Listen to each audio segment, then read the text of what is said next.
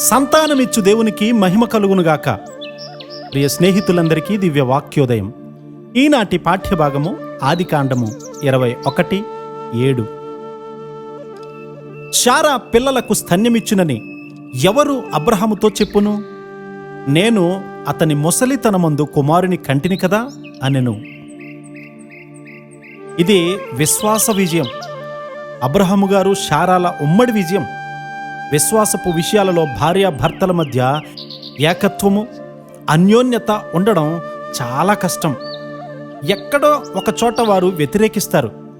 భార్య దేవుని మార్గంలో ఉండకుండా తన వారిని, నగలను, వస్త్రాలను ప్రేమించి భర్తతో వ్యతిరేకించవచ్చు. లేదా భర్త దేవుని మార్గము నుండి ప్రక్కకు తొలగిపోవచ్చు. ఒకప్పుడు అబ్రహాము శారాల మధ్య ఇలాంటి ఏకత్వము లేదు, కానీ ఇప్పుడైతే విశ్వాసంలో, ఏకత్వంలో వారి జీవితాలలో కలగబోయేటువంటి దీవెనల కొరకైనటువంటి పునాదిని వారు నిర్మించుకున్నారు. పాత నిబంధన గ్రంథంలో దేవుని పిల్లల జీవితాలలో నూతన నిబంధనకు సంబంధించినటువంటి సత్యాలు అనుభవపూర్వకంగా రుజువు చేయబడినట్లు కనబడుతుంది. అబ్రహాము గారి మెట్టులోకి శారా గారు కూడా చేరుకోగలిగింది. సాధారణంగా స్త్రీలైన వారు వంట పని, ఇంటి పని, అవసరతలు చూసుకుంటారు. ఇంటిలోని ఆత్మీయ లోటులను వారు గమనించకపోవచ్చు. అయితే తన ఇంటిలోనే ఆత్మీయ కొరతలను గుర్తించే స్త్రీగా ఉండడం అనేది చాలా గొప్ప విషయం. అబ్రహాము గారికి భార్య పట్ల గౌరవం ఉంది. ఎంతో ఓపికగా ఆమెను తన అన్యోన్య విశ్వాసంలోనికి ఆయన నడిపించాడు. హాగరు యొక్క కుమారుడు తన కుమారుడే అనే అన్య ఆలోచనతో శారా గారు ఇంటిలోకి కష్టం తెచ్చుకుంది. అది పొరపాటు. ఐగుప్తు స్త్రీ ద్వారా కలిగినటువంటి కుమారుడు అబ్రహాము ఇంట్లో ఎలా ఇమడగలుగుతాడు?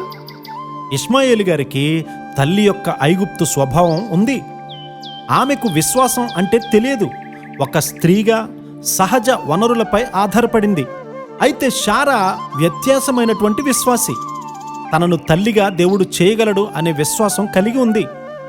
అలా నమ్మకం ఉంచడం అనేది అంత సామాన్యమైనటువంటి విషయమేమీ కాదు. ఆ తరువాత తన గర్భంలో కుమారునికి కూడా విశ్వాసాన్ని అందించింది. కాబట్టి పుట్టినటువంటి కుమారుడు తల్లి యొక్క విశ్వాసపు ఉద్రేకాలనే కలిగి ఉన్నాడు. అన్యులను వివాహం చేసుకుంటే వారి ద్వారా ఒక క్రైస్తవ గృహము, క్రీస్తు కొరకైనటువంటి గృహము కట్టబడుతుందని ఆశించలేము. ఇష్మాయేలు గారి లాంటి పిల్లల వల్ల గృహంలో సంతోషం ఉండదు. ప్రతి గృహము కూడా పరిశుద్ధాత్మ ద్వారా దేవునికి ప్రతిష్ఠింపబడి ఏకత్వముతో అన్యోన్యంగా ఉంటూ ప్రపంచానికే దీవెనకరంగా ఉండాలి. అలాంటి కృపాధన్యత దేవుడు మనందరికీ అనుగ్రహించునుగాక. ఆమేన్.